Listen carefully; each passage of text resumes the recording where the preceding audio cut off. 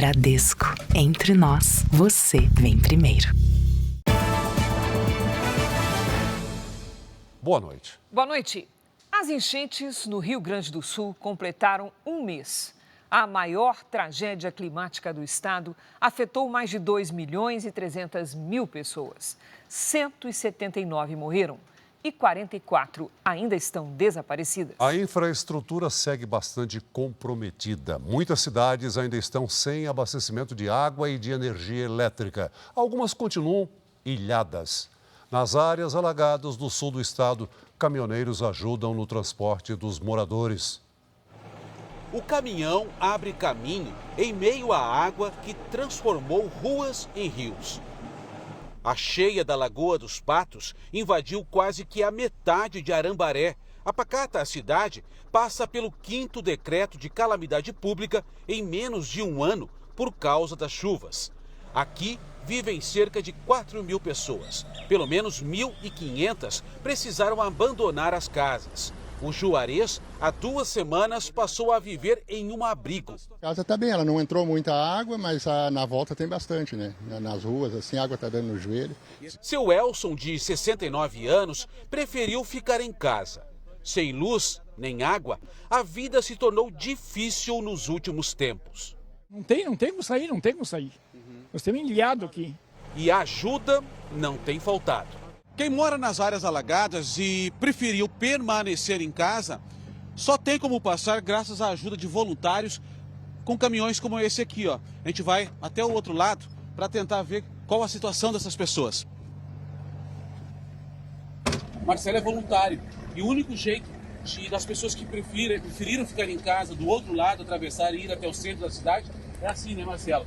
Com caminhonete, com caminhões. Somente de 4x4 preparados para andar em águas profundas. A água está tão alta que cobre parte da lateral do veículo. No meio do caminho, mais pessoas enchem a carroceria. Não tem como sair. De carro não sai. Hoje deu uma baixadinha, a gente saiu com a caminhonete, mas está muito difícil, né? A gente percebe nesse ponto que a Lagoa dos Patos nivelou com a terra. Muito mais, passou disso. As casas já foram inundadas, todos os pátios estão ainda debaixo d'água.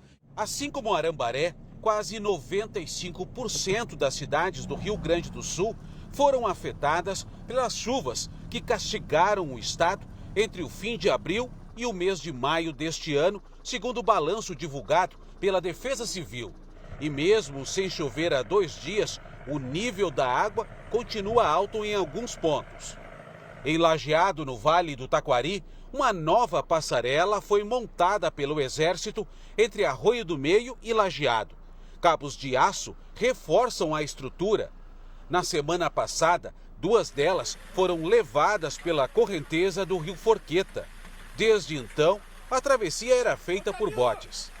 Em Cristal, no sul gaúcho, a correnteza do Rio Camaquã ainda é forte. O nível do Rio Camaquã, que você vê lá atrás, ó, bem calmo, subiu quase 8 metros, inundando toda essa região onde a gente está, as margens do rio. Cerca de 120 pessoas precisaram abandonar suas casas.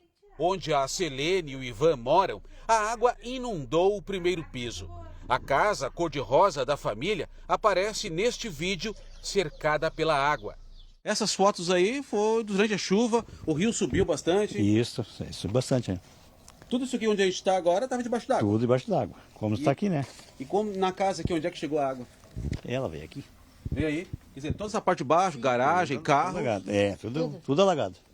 Eles usaram o barco que tem na garagem para sair de casa às pressas. E veja também. Polícia faz operação e prende suspeitos de participar de saques durante as enchentes. Presidente Lula anuncia novo pacote com linha de crédito para empresas do Rio Grande do Sul. Em São Paulo, arrastões assustam frequentadores de bares e restaurantes. Ministro Alexandre de Moraes volta a defender a regulamentação das redes sociais durante despedida do TSE. E a história do atleta paralímpico que não sabia que a casa dele foi destruída na enchente no Rio Grande do Sul.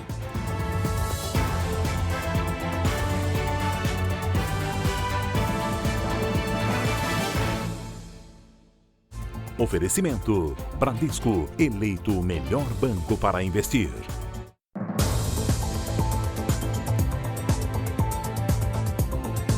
O Brasil tem 3 vezes mais tentativas de fraudes virtuais do que a média mundial. Uma pesquisa de uma empresa de segurança digital apontou que 1 em cada 7 contas digitais recém-abertas é suspeita de golpe. Foi durante uma festa que a Mariana descobriu que uma das redes sociais dela tinha sido invadida. Eu já tinha perdido acesso à conta e foi quando eu descobri que estavam usando para tentar aplicar aqueles golpes do Pix, do retorno rápido.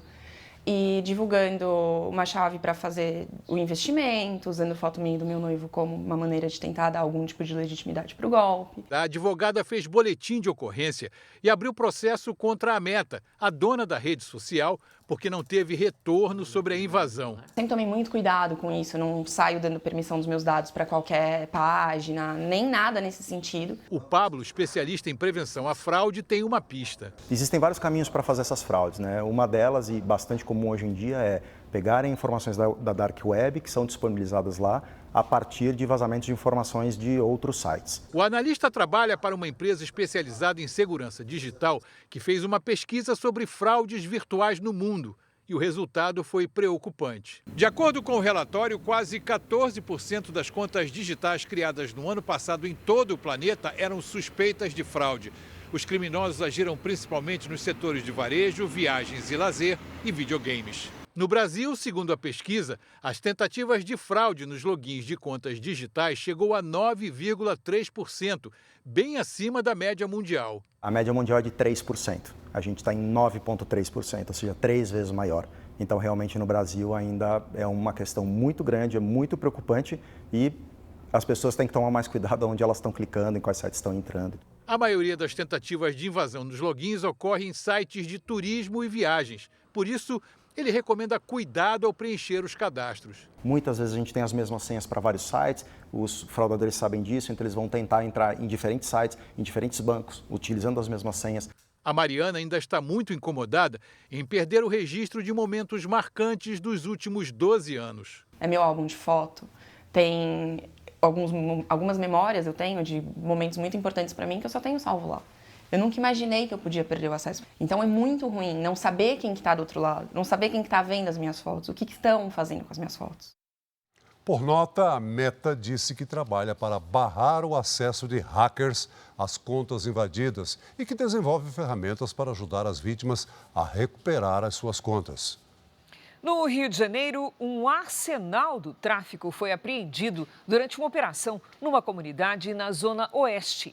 60 granadas e várias pistolas foram apreendidas e 4 suspeitos presos.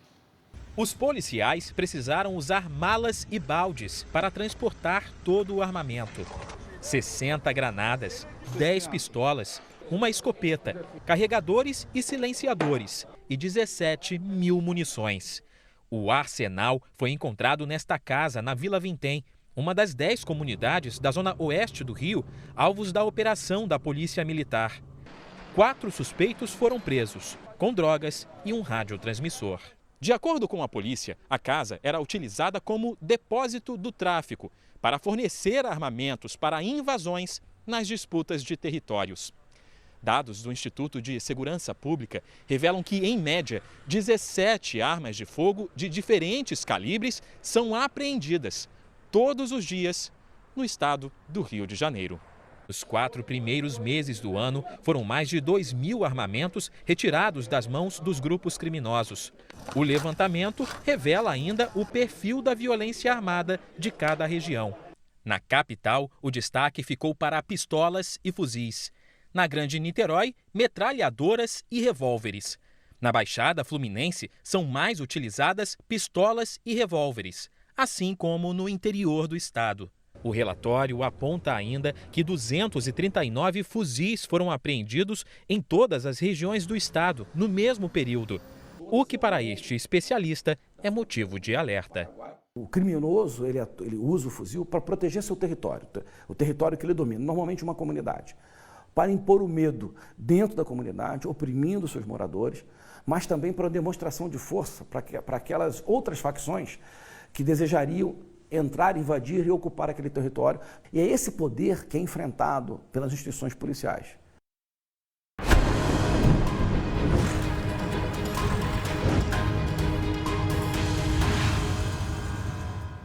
A base aérea de Canoas, usada como alternativa ao aeroporto de Porto Alegre, terá o dobro de voos a partir do mês que vem. Serão 70 por semana. Hoje, o Guaíba voltou a subir, enquanto bairros da capital gaúcha continuam alagados.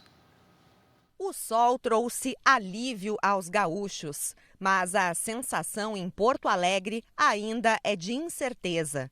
A situação é pior na Zona Norte, onde moradores estão há mais de 20 dias com as casas alagadas.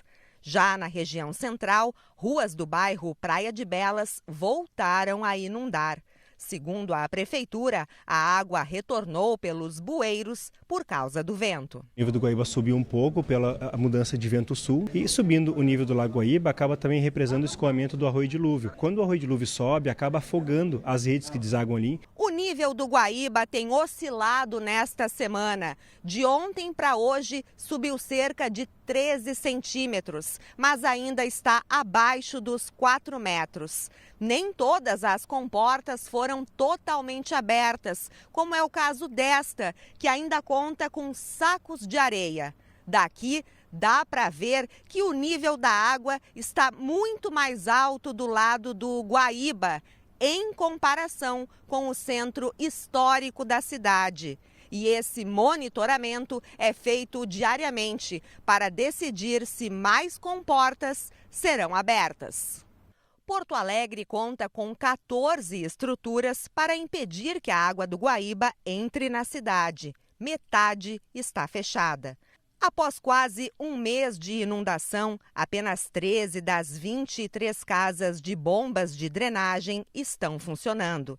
A cidade tem contado com bombas doadas pela Companhia de Saneamento Básico de São Paulo para ajudar no escoamento. Hoje foi concluída a construção do 3º corredor humanitário. Outra solução para a locomoção é o trem metropolitano, que teve as operações retomadas em 13 das 17 estações. Algumas ainda estão debaixo d'água. Assim como as pistas do aeroporto Salgado Filho. Hoje, ministros do governo federal voltaram a sobrevoar o local. Já a base aérea de Canoas vai ter a operação dobrada a partir do dia 10 de junho, com 70 voos por semana. A base será usada como alternativa ao aeroporto de Porto Alegre até que o local volte a funcionar. A concessionária terá que fazer uma vistoria técnica, um laudo técnico, e iniciar a recuperação do aeroporto. Ainda é prematuro, só quando a água baixar completamente que dará para fazer uma previsão de custos necessários a recolocar o aeroporto em condições e o prazo. Agora é prematuro. No centro de Porto Alegre, os comerciantes seguem com a limpeza para tentar reabrir as lojas. Na região metropolitana, uma operação policial prendeu 9 pessoas suspeitas de participar de saques durante as inundações.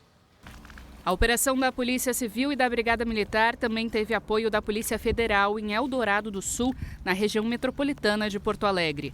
A ação foi contra pessoas envolvidas em saques durante as inundações. Vários produtos furtados foram recuperados e 9 suspeitos presos. Porque essas mesmas pessoas que saquearam, num primeiro momento, elas foram abrigadas por essas empresas. São pessoas, muitas vezes, que são empregadas dessas empresas e, num segundo momento, praticar uma ação desse tipo, uma ação criminosa desse tipo. Nós vamos prender todos aqueles que se aproveitaram desse momento para praticar crimes. É tolerância zero. E a resposta vai ser essa. Outras 22 pessoas já foram presas no estado suspeitas de saquear e vender os produtos. Hoje o estado também recebeu ajuda humanitária do governo italiano. Medicamentos, tendas, geradores e equipamentos para deixar a água potável estão entre os itens. O embaixador da Itália também vai visitar as regiões atingidas. Em Porto Alegre, hoje foi o segundo dia de limpeza no mercado público. Os comerciantes ainda se espantam com a altura da água que superou a cheia de 1941. Quem tem loja ali na região já pensa na hora de reabrir. Quando a gente abriu a loja foi desesperador. Acredito que hoje seja o último dia de limpeza e daí depois é só esperar voltar a luz para a gente reinaugurar a loja, né? Voltar com tudo. Capitais do Sul, Sudeste e Centro-Oeste bateram recorde de frio. E o estado de São Paulo registrou a primeira geada do ano. Vamos conversar com a Lidiane Sayuri. Oi, Lid, boa noite. O mês de maio reverteu completamente a tendência, né? Começou quente, terminou gelado. Exato, Cris. Boa noite para você, boa noite, Celso, boa noite a todos. O mês que começou com onda de calor extremo vai acabar com temperaturas bem baixas. Inclusive, pode gear de novo nos pontos mais altos da Serra da Mantiqueira. Entre os estados de São Paulo e de Minas Gerais, o dia começa com temperaturas próximas de 0 grau. Em Campos do Jordão, faz apenas 4 graus logo cedo. Em Maria da Fé, 1 grau. As serras gaúcha e catarinense também podem registrar o fenômeno com termômetros entre 1 e 2 graus negativos. Neste momento, as imagens de satélite mostram as nuvens carregadas concentradas entre as regiões Norte e Nordeste. Amanhã, a circulação de ventos mantém as instabilidades sobre as mesmas regiões. A maior quantidade de água deve cair sobre as capitais: Salvador, Fortaleza, São Luís e Macapá. É alto risco de temporais e de novos alagamentos. Quinta de tempo firme e com baixa umidade do ar em toda a área clara aqui do mapa. Em Florianópolis, faz até 20 graus à tarde. No Rio de Janeiro e em Campo Grande, máxima de 24. Em Maceió, 29. Em Palmas, 35 e até 26 em Rio Branco. São Paulo e Porto Alegre serão as capitais mais frias do país, com apenas 18 graus à tarde. Em Belo Horizonte e em Brasília, máxima de 27. Cris, Celso. Obrigada, Lid. Valeu, Lid. Até amanhã. Veja a seguir. Desemprego cai e atinge menor taxa em 10 anos. São Paulo volta a enfrentar onda de arrastões em restaurantes. O governo brasileiro anuncia a retirada definitiva de embaixador em Israel.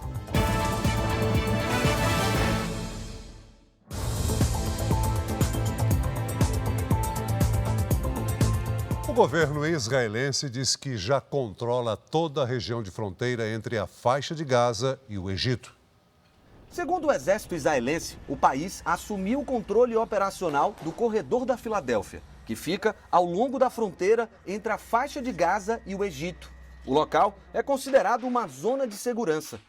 Segundo Israel, armamentos eram contrabandeados pela região para grupos terroristas como o Hamas. Hoje, um conselheiro de segurança nacional de Israel afirmou que a expectativa é de que os combates continuem ao longo deste ano. Nesta semana, o conflito se intensificou, principalmente em Rafah, na região sul de Gaza. Ontem, 3 soldados israelenses foram atingidos durante uma explosão e não resistiram. No total, 291 militares já morreram no conflito. Extremistas Houthis afirmaram nesta quarta que usaram drones e mísseis para atacar navios que passavam pelo Mar Vermelho e pelo Mar Mediterrâneo. Os Houthis atuam a partir do Iêmen e apoiam o Hamas desde o início da guerra contra Israel em outubro do ano passado.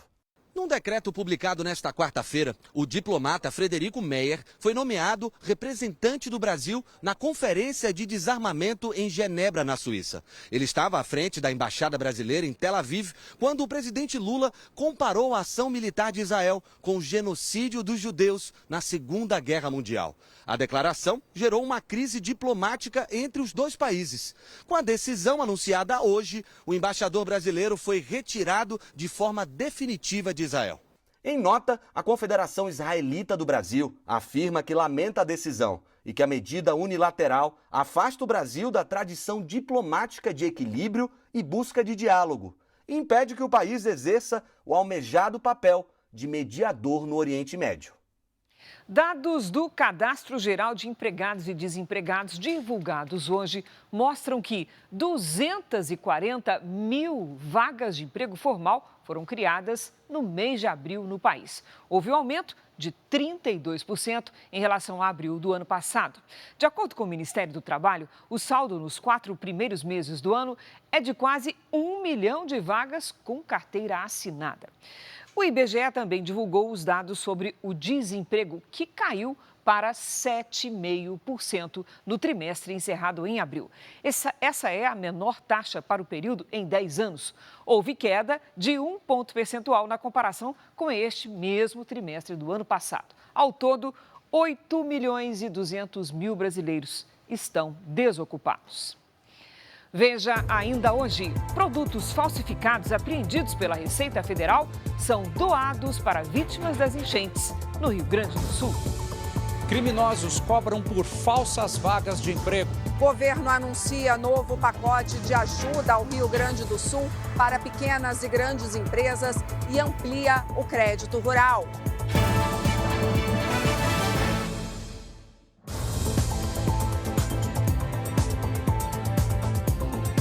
São Paulo voltou a enfrentar assaltos contra clientes em bares e restaurantes. Os criminosos hoje têm um alvo definido: o celular. Quase 660 aparelhos foram levados por ladrões em arrastões na cidade este ano. O flagrante é da câmera de segurança de um restaurante na zona oeste de São Paulo. O criminoso, usando um capacete, começa a roubar os pertences dos clientes da primeira mesa. Veja que os funcionários, assustados, se abaixam na cozinha. O assaltante segue e pega os celulares das outras mesas. Em menos de 1 minuto, 9 aparelhos foram levados no arrastão. No local, garçons e cozinheiros ainda estão muito assustados e preferiram não dar entrevista. O funcionário do restaurante ao lado fala que tem medo desse tipo de ataque e que tem alertado os clientes para redobrarem a atenção a qualquer hora do dia. A gente está orientando eles a terem mais cuidados na hora da saída e tanto na parte de manhã também. Em fevereiro, um outro flagrante mostra o arrastão em um restaurante chinês. 4 criminosos levaram os telefones dos clientes em uma ação muito rápida. O hábito de se sentar numa mesa de bar ou restaurante e deixar o celular à vista se mostra arriscado diante da onda de arrastões aos estabelecimentos. E os números comprovam o perigo. Entre janeiro e abril deste ano, 658 telefones foram roubados ou furtados em restaurantes daqui do estado de São Paulo. Preocupada com o aumento do número de casos, a Federação de Hotéis, Restaurantes e Bares do estado de São Paulo enviou um ofício à Secretaria da Segurança Pública pedindo ações preventivas e de repressão aos arrastões. São Paulo é a capital da gastronomia, bares, restaurantes, e não tem cabimento o celular ser um crime que compensa, né? Entre os frequentadores de bares e restaurantes na cidade, o clima é de apreensão. Nesse grupo de mulheres, quase todas já foram vítimas, principalmente de furtos. Agora tentam se proteger como podem. Normalmente a gente coloca celular ou dentro do bolso, dentro da bolsa. Se estamos com bolsa, a gente gosta de deixar num canto onde tem mais gente. A Secretaria da Segurança Pública de São Paulo informou que tenta identificar o criminoso que fez o arrastão mostrado no início da reportagem e que combate esse tipo de ação já resultou em mais de 1.800 prisões nos 4 primeiros meses do ano. Quem está desempregado ainda precisa tomar cuidado com as fraudes. As falsas ofertas de emprego são oferecidas principalmente em redes sociais. Os candidatos são induzidos a pagar por cursos para conseguir a suposta vaga que não existe. Só um site de reclamações registrou mais de 250 casos no primeiro trimestre do ano. Desempregada, esta mulher que prefere não se identificar encontrou numa rede social o que parecia ser uma ótima vaga de recepcionista. Primeiramente foi o salário, que ofertaram de R$ 2.100 e a questão do convênio médico, fora os outros benefícios, né? Ela mandou currículo e documentos. Logo foi informada de que estava aprovada, mas faltava um detalhe: fazer um curso rápido e pagar por isso.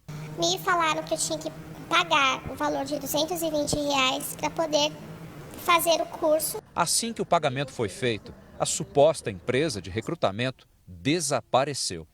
Especialistas em recursos humanos alertam que um candidato jamais deve pagar para conseguir uma vaga de emprego. Se houver algum tipo de cobrança, o trabalhador deve se recusar a pagar. Os casos de falsas ofertas de emprego têm sido cada vez mais comuns, especialmente nas redes sociais.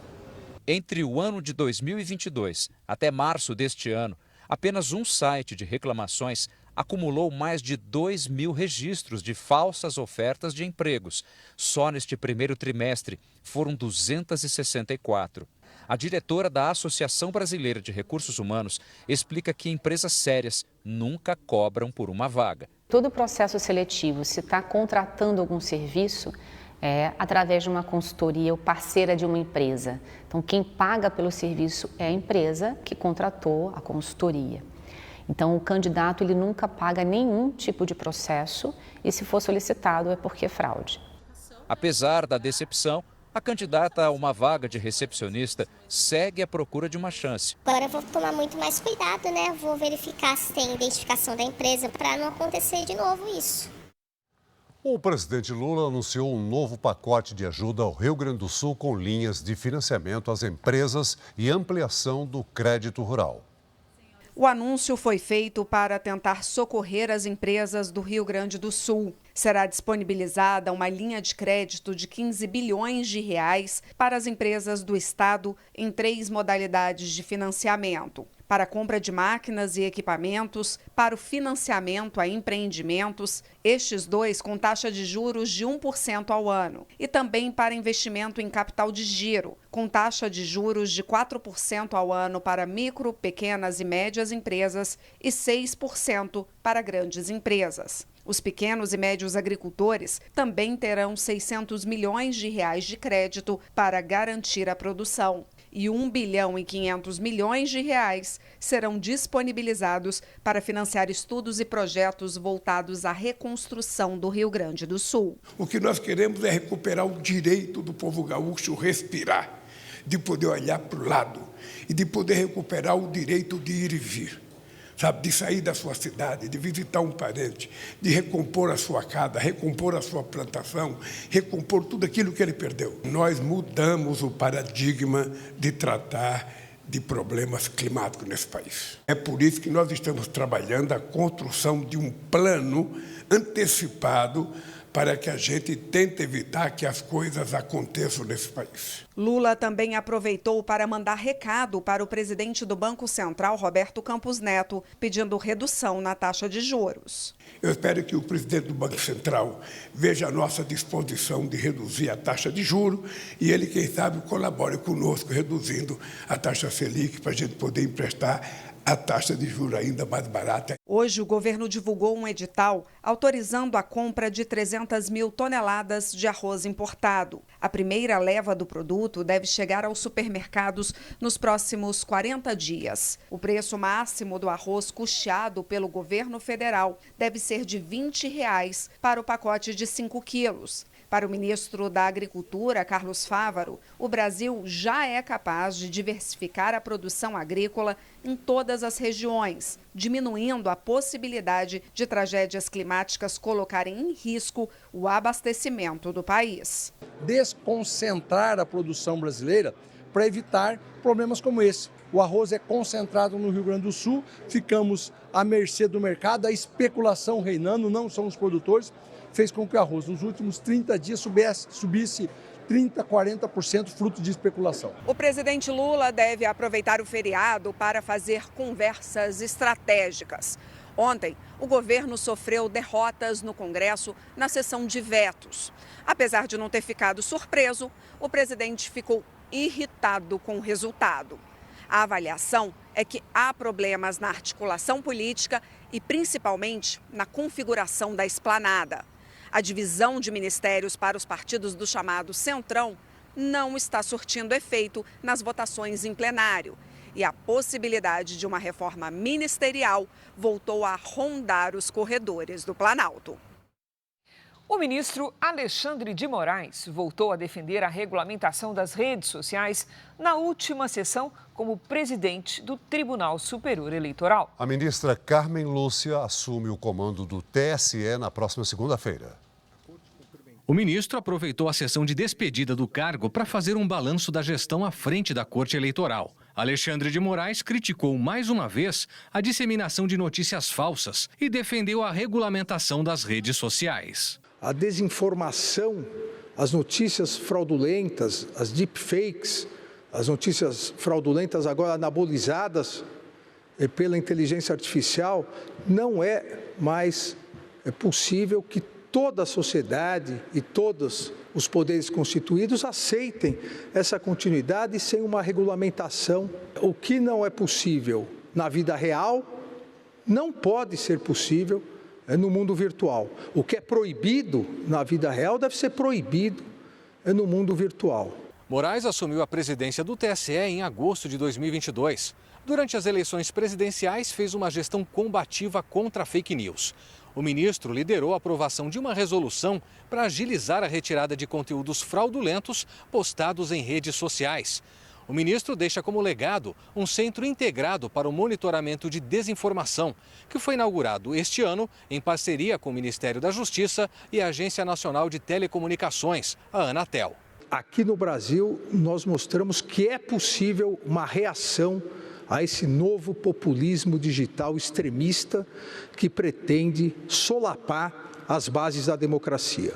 O Brasil saiu vencedor, a população brasileira saiu vencedora, a população brasileira acreditou nas urnas eletrônicas. Com a saída de Moraes, a Corte Eleitoral vai passar a ser presidida pela ministra Carmen Lúcia. Ela tomará posse em 3 de junho para comandar o TSE pela segunda vez, depois de 12 anos. O presidente do Supremo Tribunal Federal, Luiz Roberto Barroso, afirmou hoje durante o JR entrevista que é a favor da regulamentação das plataformas digitais e que deve pautar ainda neste semestre o julgamento do Marco Civil da Internet. De acordo com o ministro, o Supremo precisa tratar do assunto porque o Congresso não avançou na criação de leis que estabeleçam regras para a internet. Da mesma forma que ela democratizou o acesso à informação e ao conhecimento e ao espaço público, ela também abriu avenidas para o ódio, para a desinformação, para as teorias conspiratórias, para os ataques à democracia, para a destruição da reputação das pessoas.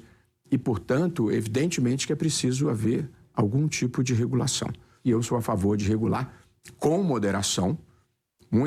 A liberdade de expressão é fundamental numa democracia, porque pela dignidade da pessoa humana de querer se manifestar, porque ela é muito importante para a busca da verdade possível, embora plural, e é muito importante para a democracia, porque as pessoas têm que estar informadas do que está acontecendo. Veja a seguir, investigação revela casos de abuso sexual contra filhos de nativos americanos em internatos administrados pela Igreja Católica. Aqui em Nova York, jurados começam a analisar se consideram Donald Trump culpado por suposta fraude financeira no caso Stormy Daniels. E a história do paratleta que enfrentou a enchente no Rio Grande do Sul e foi campeão mundial no Japão.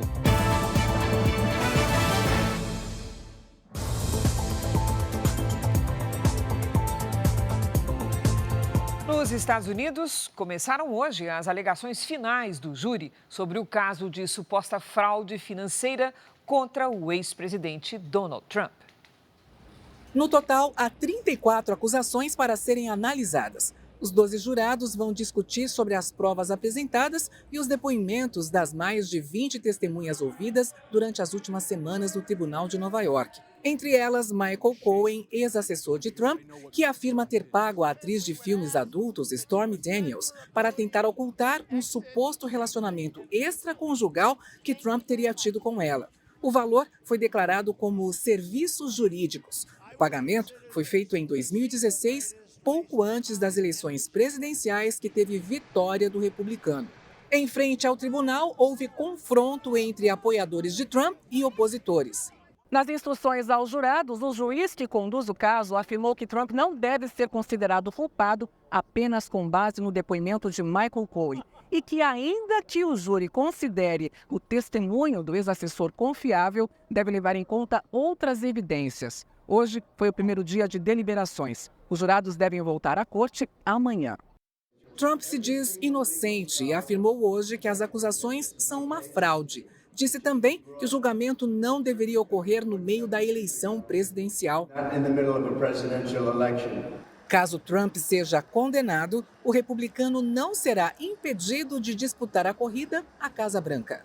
Existe também a possibilidade de o julgamento ser anulado se o júri não chegar a uma decisão unânime.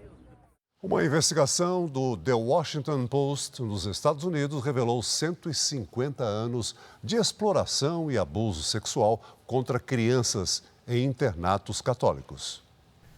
De 1819 a 1969, filhos de nativos americanos foram retirados das famílias e levados para internatos em várias regiões do país.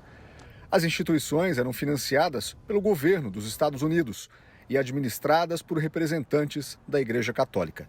A investigação do jornal The Washington Post mostra que 122 padres, freiras e funcionários foram acusados de abusos contra mais de 1.000 crianças. A maioria dos casos ocorreu entre os anos de 1950 e 1960, em 22 internatos. De acordo com a reportagem, no ano de 1900, cerca de 20% dos filhos de indígenas americanos moravam em internatos católicos. Naquela época, havia no país ao menos 80 instituições que obrigavam crianças e jovens a trocarem o próprio nome com o pretexto de facilitar a pronúncia. Os jovens eram proibidos até mesmo de se comunicar nos idiomas nativos. Especialistas entendem que o número de crianças vítimas de abusos pode ser muito maior, já que as denúncias foram retiradas de documentos oficiais das próprias escolas e muitas delas foram encobertas sistematicamente pelo alto escalão da Igreja Católica. Um cenário semelhante também era visto no Canadá, o que levou o governo do país a admitir a existência de abusos físicos e sexuais nas escolas católicas financiadas pelo Estado e que funcionaram do século XIX até a década de 1970. Cerca de 150.000 crianças indígenas foram tiradas de casa para serem introduzidas na cultura católica do Canadá. Mais de 1.000 delas foram enterradas em cemitérios clandestinos nos próprios internatos. A Igreja Católica Americana reconheceu as denúncias, mas não se desculpou com as vítimas.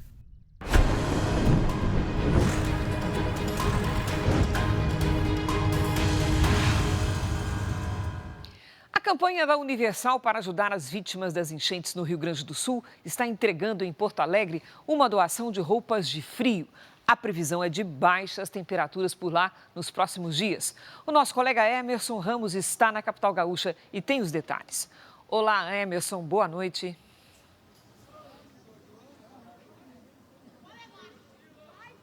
Boa noite, Cris. Boa noite, Celso. Neste ginásio estão abrigadas cerca de 250 pessoas que não têm como voltar para casa. E elas têm passado dias e noites, principalmente, de muito frio aqui em Porto Alegre. Por isso, as doações de agasalhos são muito importantes. O Unisocial trouxe há pouco essas doações que vão garantir conforto para quem precisa muito nesse momento. São casacos comprados pelo Unisocial, que conta com um trabalho de quase 26 mil voluntários em vários estados brasileiros. Todos empenhados em reunir doações para os atingidos pelas enchentes no Rio Grande do Sul. Só em alimentos já foram arrecadadas quase 460 toneladas e mais de 1 milhão de garrafas de água. São doações que trazem esperança para quem perdeu tudo e precisa de ajuda para recomeçar. Cris, Celso. Obrigada, Emerson. Um atleta paralímpico do Rio Grande do Sul deixou a cidade em que mora pouco antes das enchentes para competir no Japão. A família não contou a real situação para que ele mantivesse o foco na competição. E deu certo. O atleta foi medalha de ouro no Mundial e garantiu vaga nos Jogos Paralímpicos de Paris. Na parede do quarto, as conquistas de uma carreira vitoriosa. O quadro de medalhas escapou da enchente que invadiu a casa de Walisson e fez a família perder quase tudo em Eldorado do Sul, na Grande Porto Alegre. A cidade ficou debaixo d'água poucos dias antes da delegação brasileira de atletismo paralímpico viajar para disputar o campeonato mundial. A água já tinha chegado mais ou menos nessa altura e continuava subindo quando a família decidiu sair e ir para a casa de parentes. Foi nesse momento que a história do Walisson poderia ter seguido por um outro caminho. é que ele pensou em não ir mais para o Mundial porque estava preocupado com os pais. Ainda bem que a Regina e o Marcos fizeram o filho mudar de ideia. A gente tentou passar as melhores coisas possíveis para ele, que estava tudo certo, que aqui nós estávamos bem. Várias vezes eu pensei em não ir para a viagem, né? Por mais que fosse meu sonho de ser campeão mundial, a minha família ela vem antes de qualquer coisa, né? Ninguém paga o valor da nossa família e até porque eles estavam correndo risco de vida aqui. Para o Alisson manter o foco na competição, a família evitou mandar vídeos com os estragos provocados na casa deles. Nós não contamos 90%, a gente dava aquela engolida e meio enrolava ele. Aí tentando não botar nada em rede social, daqui, evitando o máximo possível para não chegar as coisas nele, né? E quando entrou na pista para disputar a prova dos 200 metros para atletas com amputação abaixo do joelho, ele estava pronto para chegar ao lugar mais alto do pódio. Com certeza eu jamais iria reclamar por ganhar uma prata, mas a única coisa que eu queria realmente era o ouro, né, para trazer alegria para minha mãe, para minha família, né? Chorei muito. Primeiro começou com bronze, eu disse, acho que ele está com bronze, depois foi para prata. Quando foi o ouro, eu só dizia, ai não. E a minha irmã dizia, ai sim. E aí caímos no choro. Vitória do Alisson e dos pais, que desde o acidente de moto, em que ele teve parte da perna amputada, não reclamam de enfrentar barreiras. A enchente é apenas mais uma a ser superada. O ouro no Mundial garantiu vaga para a Paralimpíada de Paris. Para não prejudicar os treinos, a família vai se mudar temporariamente para Porto Alegre. O morador de Eldorado também vai levar a Paris a responsabilidade de representar aqueles que precisam de ajuda. Deu certo. Valeu a pena, ele ganhou voz agora. É isso. Tem muitas pessoas que não têm essa oportunidade. Pessoas que acordam cedo todos os dias, que trabalham, que se dedicam e que perderam tudo e não tem nem a quem reclamar, entendeu? Então hoje eu sou o porta-voz dessas pessoas aí também.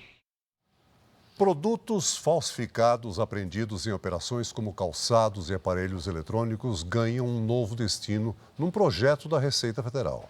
Milhares de tênis e chinelos que seriam destruídos já começaram a ser doados para as vítimas das enchentes no Rio Grande do Sul. Nas mãos de cada um desses voluntários estão produtos falsificados que foram apreendidos pela Receita Federal. Mas, em vez de serem destruídos, eles vão ganhar um novo destino. Você vai lá numa letra, né, tira aquela letra para não caracterizar, né, que está direcionando para aquela marca. Para que a vacina não tenha condições de comercialização. E aí a pessoa pode reutilizar. Descaracterizar a marca é uma exigência da Receita Federal para liberar os produtos que serão doados. As ações do Instituto Federal Sul de Minas, em Pouso Alegre, contribuem com o programa Receita de Transformação Sustentável. Com tantos calçados disponíveis, toda a produção de maio foi enviada para as vítimas das enchentes no Rio Grande do Sul. Do que já foi remetido foram mais de 6 mil. Né? E ainda temos aqui mais ou menos em torno de 4 mil pares para serem encaminhados ainda nessa ação. Para conseguir transformar todas as peças que chegaram da Receita Federal, o programa de descaracterização ganhou reforço de servidores do Instituto Federal Sul de Minas e também de pessoas da comunidade. São voluntários que dedicam seu tempo e atenção para despachar o maior número possível de calçados por dia e em condições adequadas de uso. Essa pilha aqui do lado, por exemplo, já está pronta com centenas de tênis que vão ser enviados para o Rio Grande do Sul.